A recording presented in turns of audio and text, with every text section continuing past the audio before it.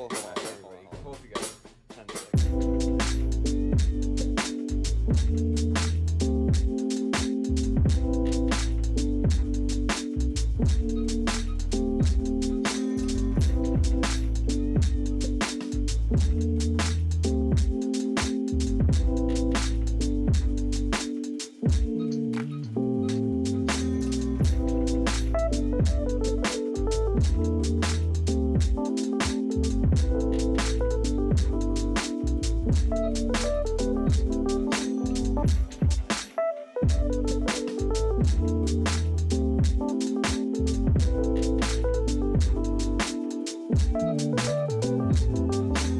Hola y bienvenidos a Iglesia Online. Iglesia es un espacio para todos donde explorar la fe. Y todo lo que hacemos, lo hacemos siempre con el propósito de guiar a las personas en una relación, una fe creciente en Dios. Cada mes escogemos un tema para profundizar, para explorar qué significa tener fe el día de hoy. Y este mes empezamos una nueva serie llamada Espiritualidad para Imperfectos. Y nuevamente nuestros amigos de Open House Project en Costa Rica con Julio nos están apoyando con esta serie de mensajes. Ahora, algunos dirán, bueno, ¿y por qué Julio? ¿Y por qué Open House? ¿Y qué es iglesia? Entonces, brevemente, en unos momentos, Open House es una iglesia en Costa Rica que empezó y que tiene la misma visión que Iglesia. Estamos trabajando juntos, especialmente en este tiempo de pandemia y tantas cosas que están sucediendo. Y Iglesia y Open House compartimos este deseo de crear espacios donde personas que no conocen de Dios o que creen estar lejos de Dios, pero tienen el deseo de acercarse, que no se creen religiosos, pero que desean tener fe, desean tener espiritualidad, puedan acercarse a Dios. Entonces esta serie es un ejemplo excelente de lo que hacemos, porque deseamos ayudar a que todos puedan entender que no tienes que ser un religioso para tener fe. No tienes que abrazar todas las locuras que quienes nos encantan los temas de teología y demás abrazamos y estudiamos. Que el seguir a Jesús puede ser algo sencillo. Es para todos. Entonces, bienvenidos nuevamente a Iglesia. Espero que disfruten muchísimo esta serie y espero que sea muy práctico para ti en tu caminar de fe.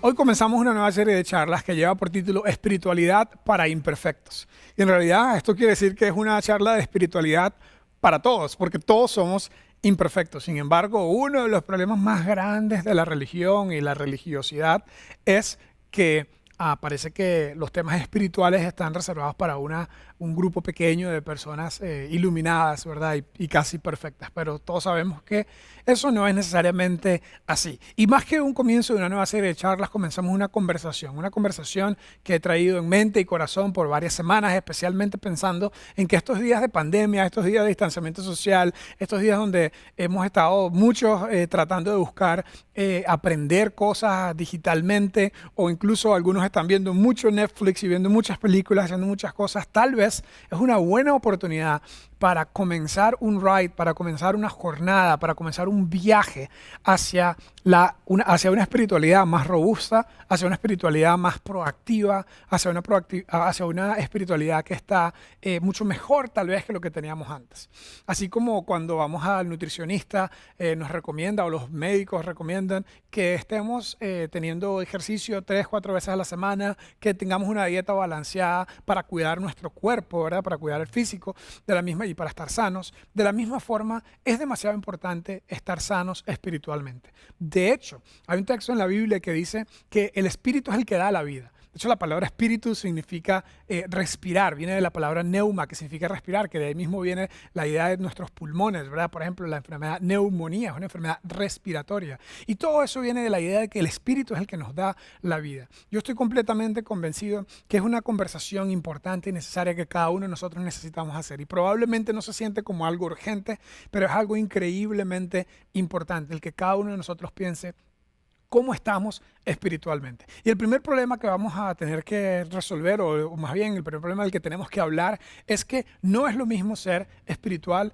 que ser religioso. De hecho, la primera pregunta que vamos a empezar a trabajar es esta. ¿Es posible ser una persona espiritual y no ser una persona religiosa al mismo tiempo? Esa es la primera pregunta que vamos a estar trabajando, porque la mayoría de la gente confunde la religiosidad con la espiritualidad. Y definitivamente que en el día de hoy, que tenemos cada vez más conexión con el mundo entero, ¿verdad? Y hemos conocido un poquito más de las religiones orientales o diferentes conexiones espirituales que tienen gente de diferentes lados, el budismo, el yoga, la meditación, un montón de cosas espirituales que son buenas y que son positivas y que en cierta forma nos ayudan a tener algo de bienestar. Al mismo tiempo, el enfoque que nosotros le vamos a dar, obviamente porque como una organización cristiana que somos en Open House, y yo personalmente el conocimiento que tengo y la mayor experiencia que tengo es en el mundo cristiano y en el conocimiento de la Biblia. El enfoque que le vamos a dar es un enfoque cristiano, es un enfoque cristocéntrico y un enfoque, podríamos decir, bibliocéntrico, pero más allá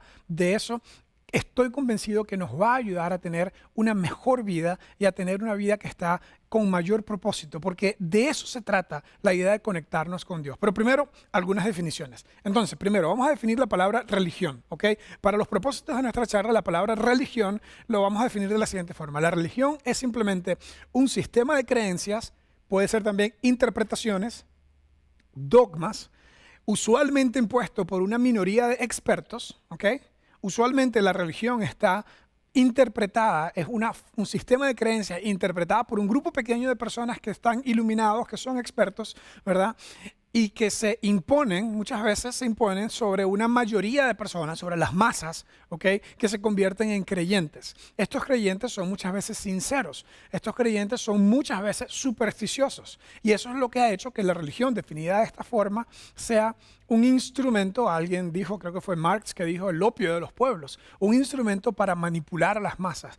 Todo político que yo he conocido en el lado oeste del mundo en algún momento ha utilizado la religión o una frase religiosa para un propósito personal, ¿ok? Y la religión, como este sistema de creencias que está conocido e interpretado por un grupo pequeño de expertos y que usualmente se utiliza o se impone sobre una mayoría, ha sido uno de los problemas más grandes que tenemos en la historia de la civilización.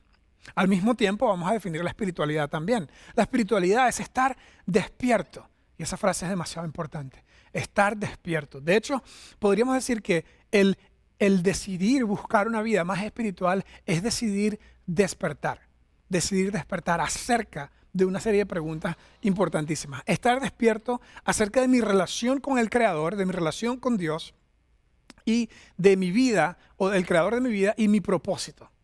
Yo estoy convencido que las preguntas fundamentales del origen, de propósito, de significado, de destino, de dónde vengo, a dónde voy, aunque no son necesariamente preguntas que ustedes se levantaron hoy en paranoia acerca de estas preguntas, son preguntas que necesitamos buscar para poder tener una vida con mayor bienestar, con mayor realización, con mayor sentido de dirección, con mayor sentido de propósito. Y nada mejor que la espiritualidad auténtica, nada mejor que la verdadera espiritualidad para poder encontrar respuesta a estas preguntas.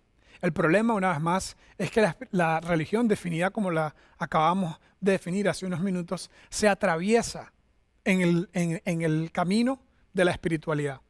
Y esto no es algo nuevo, esto es algo que comenzó con Jesús hace mucho, mucho tiempo. Incluso en el momento en el que Jesús vino, el mundo era increíblemente religioso. Piensa un poquito acerca de esto. Habían 3-4 grandes corrientes en el contexto histórico en el que Jesús vino al mundo.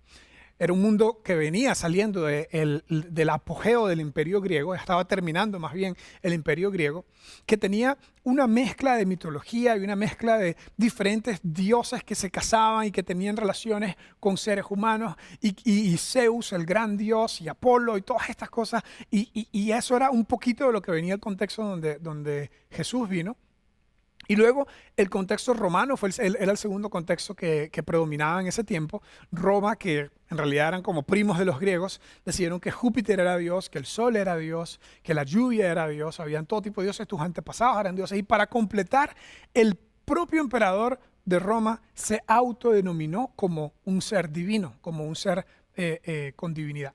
Entonces, en este contexto, donde había una gran mezcla de dioses, y por cierto, los dioses siempre estaban enojados, los dioses siempre estaban como inalcanzables, había un tercer contexto que era el contexto judío.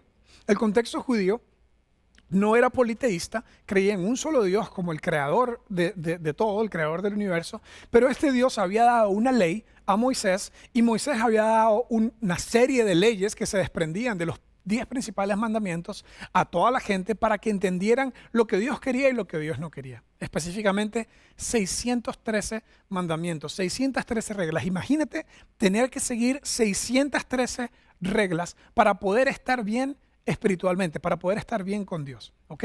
Y todas estas reglas se fueron desarrollando y se aplicaban de acuerdo a la interpretación de un maestro o de otro maestro. ¿Ok? Para el momento en el que Jesús viene al mundo, el mundo judío, que era, una vez más, monoteísta, estaba completamente dividido entre los legalistas que decidían seguir completamente la religión al pie de la letra, por más difícil que eso fuera, y los que no lo habían logrado.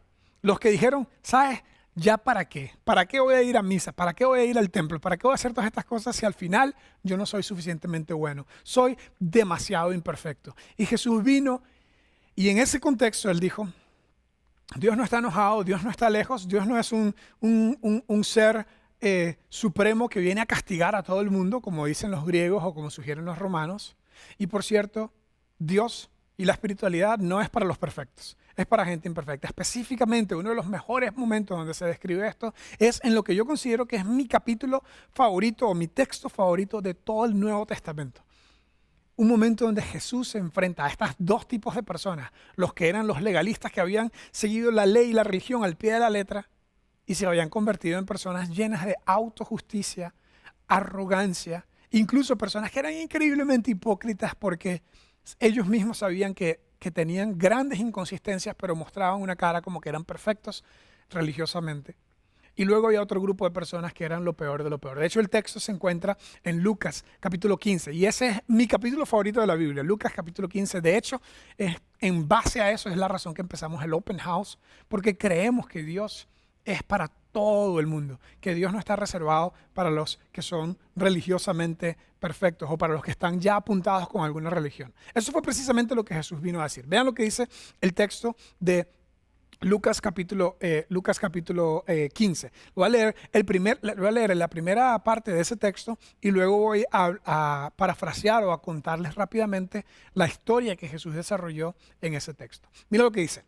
De hecho, el primer versículo comienza, estamos empezando a leer el versículo 2, pero el primer versículo comienza diciendo que se acercaron a Jesús los fariseos y los maestros de la ley y también los publicanos y los pecadores. ¿Ok? Aquí están las dos audiencias. Imagínate, Lucas está escribiendo esto después que entrevistó a un montón de gente que le contó esta historia donde habían dos audiencias, dos grupos de personas que usualmente estaban unos en contra de los otros. Los fariseos eran los que habían seguido la ley y la religión perfectamente y los publicanos, Dios mío, los recaudadores de impuestos eran lo peor de lo peor en la sociedad judía. Porque eran personas judías que habían vendido su patria y habían decidido trabajar para el Imperio Romano, aunque ellos eran judíos, y cobraban impuestos ilegales a la población judía, a sus compatriotas, les daban una parte a Roma y se quedaban con una parte ellos. Eran personas que, para hablarlo en la forma más clara posible, estaban robando a sus propios compatriotas y habían también estas personas traicionado a su propio país, a su propia gente. Y esta gente estaban por todos lados, era una profesión en aquel momento y eran vistos como lo peor de la sociedad, especialmente por la gente que era muy religiosa. Porque si eras recaudador de impuestos, probablemente no ibas al templo, probablemente no guardabas el día sábado, probablemente no guardabas todas las leyes de dieta y todas las leyes de higiene y todas las diferentes leyes que tenía los 613 mandamientos de la ley judía y simplemente eras una persona que le había dado la espalda a la religión porque la religión según la forma como lo veían los recaudadores de impuestos, eso es para la gente que es religiosa y yo no soy así. A ese mundo Jesús vino a decir, yo les propongo, como el título de nuestra charla, me imagino a Jesús diciendo, les propongo una espiritualidad para los imperfectos, un Dios que está interesado en una relación personal con la gente. Y le da, y dice el texto que los fariseos comenzaron a criticar que Jesús, siendo un maestro de la ley, siendo alguien que decía que venía de Dios, recibía a pecadores y comía con ellos. ¿Cómo es posible que este hombre, dice él que es de Dios, dice que es un profeta, dice que es el Hijo de Dios, está loco de paso, cómo no viene a hablar con nosotros que somos los que sabemos de Dios, sino que va y se sienta con estos vendepatria, se sienta con estos ladrones, se sienta con lo peor de la sociedad? Dice, él entonces, Jesús, viendo este contexto, les contó esta parábola. Y es muy interesante como él dice que les contó esta parábola, pero en realidad son 3 parábolas. Por eso en este capítulo hay 3 historias, que es una sola historia de lo que yo considero que es la prioridad, el corazón, lo que más le importa a nuestro Señor Jesús que entendamos acerca de Dios. Que Dios no es para los perfectos, que Dios no es para los religiosos, que Dios no es para la gente que nunca se jaló una torta, que nunca cometió un error, sino que Dios está interesado en que todos sus hijos, en que toda su creación venga a una relación con Él. Y la forma como Jesús ilustró esta idea fue contando estas 3 historias, esta trilogía de parábolas fascinantes que está en este capítulo. Son 3 parábolas y son las siguientes. Les voy a mostrar. La primera es la parábola de la oveja perdida. Jesús le cuenta, un hombre tenía 100 ovejas y se le perdió una. ¿Y qué crees tú que hizo? Y todo el mundo pensando, Jesús, no sé, fue a buscarla probablemente. Dejó las 99 en un lugar seguro y se fue a buscar, le dio prioridad a la oveja que faltaba. Y toda la gente que estaba ahí en una sociedad que estaban acostumbrados a ver pastorcillos de ovejas por ahí en todos los lugares, entendía muy bien qué significaba el sustento de una persona, que era algo demasiado importante, que no podías dejar que se te perdiera una oveja, era demasiado importante y por eso dejabas a las ovejas en un lugar y te ibas hacia tu prioridad el encontrar a esta oveja que se había perdido. Así que todo el mundo está moviendo su cabeza diciendo, tiene sentido, si se te pierde una oveja, tú vas y la buscas. Y luego viene y cuenta una segunda parábola, que es la parábola de la moneda perdida, y cuenta de que una doncella, una chica que se iba a casar, tenía una serie de monedas, era como una especie de collar o dijes que se ponían en la cabeza, y era una representación de su virginidad, era una representación de algo muy importante, y el día que se casaba ella se ponía eso, ¿verdad? Era algo demasiado importante en aquella cultura. Y Jesús dice, se le perdió una de sus monedas que lleva en su collar. No vas a ir a la boda como que te falta una, ¿verdad? Como que no le pusiste cuidado a esto, como tal vez no es tan virgencita, no sé. Lo cierto es que barrió y barrió y barrió hasta que encontró la moneda. Y todo el mundo en la cultura que Jesús estaba hablando, y dice, sí, claro, ¿verdad? Si se te pierde algo tan valioso, vas a buscarlo hasta que lo encuentres, ¿ok? Entonces Jesús le cuenta estas 2 historias para ilustrar la importancia de que el valor de la gente que no conoce a Dios es demasiado importante para Él. ¿Ok? En cierta forma está diciendo, cuando algo se te pierde, es más importante lo que se perdió que lo que tienes encontrado. Por ejemplo, si yo estoy en Multiplaza un día, ¿verdad? Cuando podamos volver a salir a la calle y podamos ir a tiendas y todo, y estoy con mis 3 hijos, ¿verdad? Y de repente se me pierde Román, el más pequeño, y mi esposa me dice, se me perdió Román, no encuentro Román. ¿Qué le voy a decir yo? Le voy a decir, pero no importa, mi amor, nos quedan 2 hijos todavía. No va a ser eso, ¿verdad? Voy a tratar de dejar a mis 2 hijos en un lugar seguro y ir a buscar al que me falta. ¿Por qué? Porque la prioridad en el momento que algo está perdido es lo que se perdió. O por ejemplo, si yo estoy en la casa y no encuentro las llaves, y le digo a mi esposa, no encuentro las llaves, no encuentro las llaves, no encuentro las llaves. Ella me va a decir, las llaves del carro, y necesito irme, no encuentro las llaves del carro, necesito irme. Ella no me va a decir, pero no te preocupes, ahí está el carro. No tienes nada que preocuparte. No, porque lo que tengo encontrado no es prioridad en el momento que algo se me ha perdido. La prioridad es lo que se ha perdido. ¿Okay? Y Jesús le cuenta la historia de la oveja perdida, le cuenta la historia de la moneda perdida y por último, para completar, les dio una ilustración que ellos definitivamente entendían. La ilustración del hijo pródigo. Ustedes conocen esta historia en la Biblia como el hijo pródigo. ¿Okay? Yo crecí en la escuela dominical escuchando esta historia de un hijo que le madrió a su papá, le dijo, dame la herencia, por mí ya te puedes morir, viejo verde, dame mi plata porque yo me voy. Y este muchacho fue y se gastó toda su plata y dice que, bueno, es una historia inventada, gastó toda su plata en diferentes placeres y cuando le faltó, tuvo hambre, pidió trabajo, no le daban trabajo, terminó comiendo con los cerdos en la sociedad, imagínate, en la sociedad judía, no sé, o sea, la cultura judía no come cerdo. Este hombre terminó trabajando con los cerdos, terminó comiendo con los cerdos, de compita con los cerdos ahí tirado en el chiquero, en el corral de los cerdos. Lo cierto es que regresa a pedirle perdón a su papá y su papá, en lugar de regañarlo y desheredarlo, lo recibe y hace una gran fiesta. Y al final de cada una de estas parábolas Jesús dice, así como se perdió la oveja, así a Dios le importa a la gente que está perdida. Así como se perdió una moneda, Dios está interesado en reconectarse con la gente que está lejos de Él. Y así muchas de las personas son deben ver a Dios como un padre que se le ha perdido su hijo y está interesado en restablecer su relación con Él. Es decir, que Dios ve a la gente como en dos formas. Dios ve a la gente en dos formas. Gente espiritualmente encontrada y espiritualmente perdida. Según los fariseos, ellos eran los encontrados. Y Jesús les dijo, ¿sabes qué? Ustedes puede ser que crean eso, pero ustedes no son la prioridad del Padre, no son la prioridad de Dios. La prioridad de Dios es la gente que se ha perdido.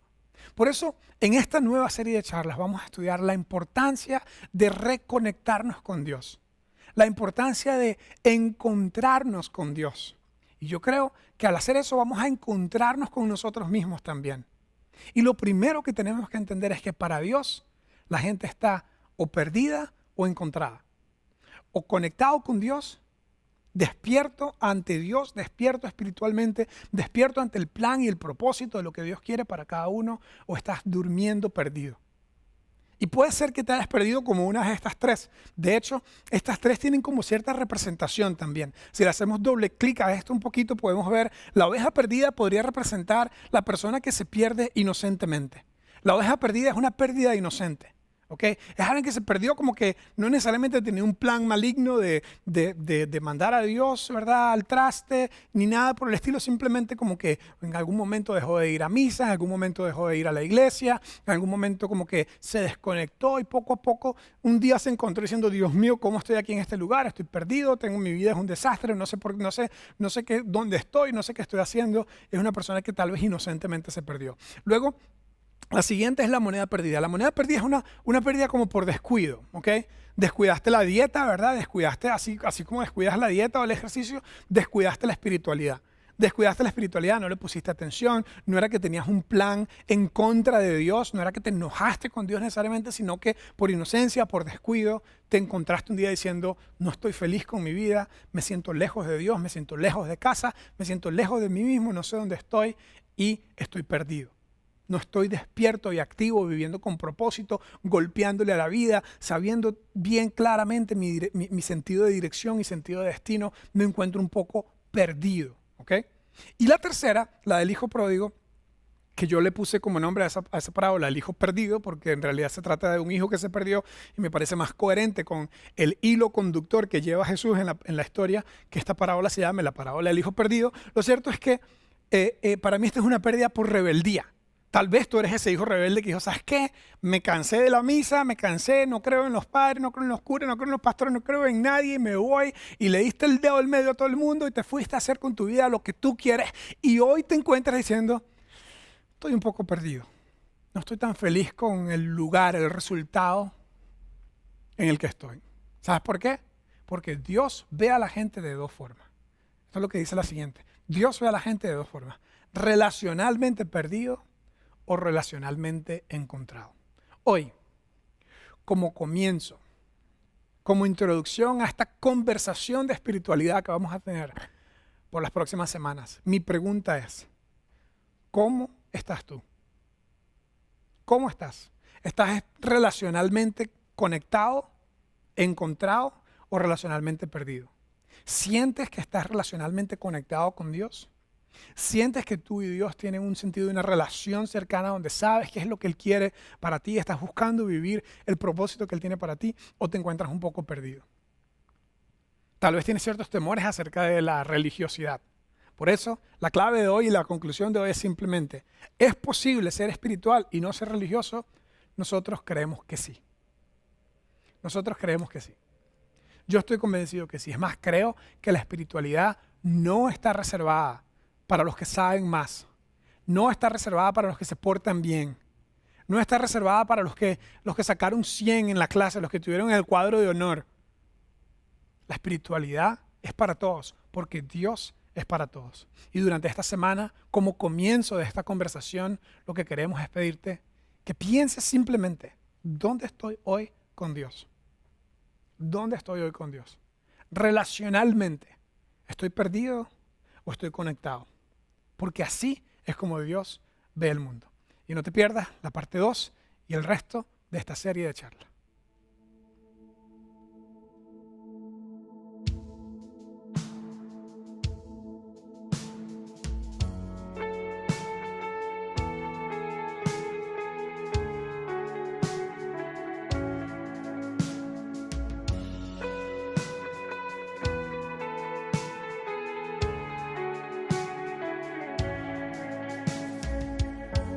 Antes de hablar, cantaste sobre mí.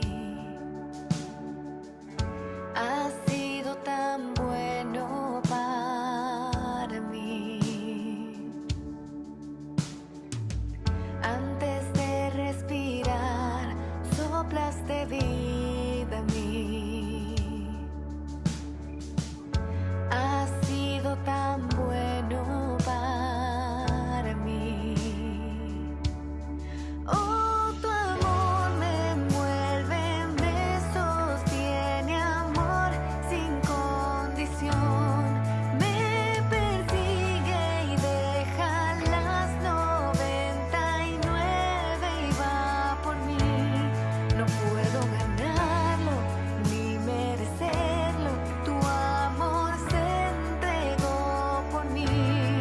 Oh, tu amor me envuelve, me sostiene, amor sin condición.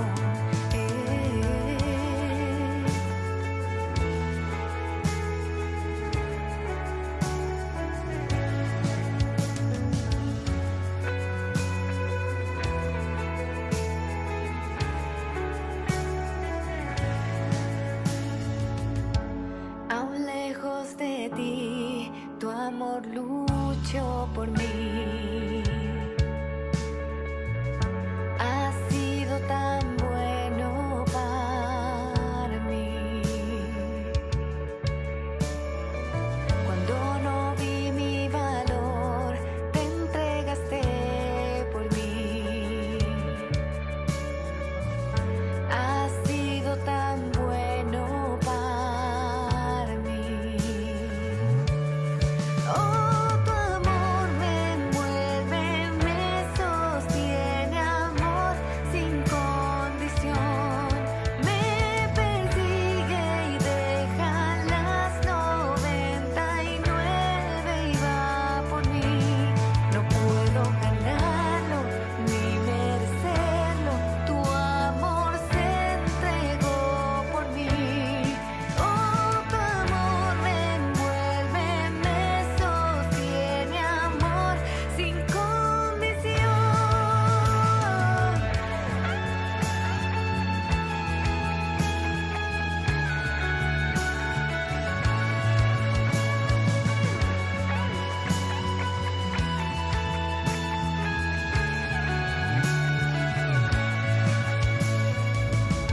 No hay sombra que no alumbres, monte que no escales para encontrarme a mí. No hay pared que no derrumbas, mentira que no rompas para encontrarme a mí.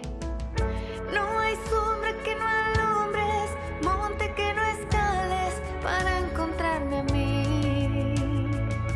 No hay pared que no derrumbas, mentira que no rompas para encontrarme a mí.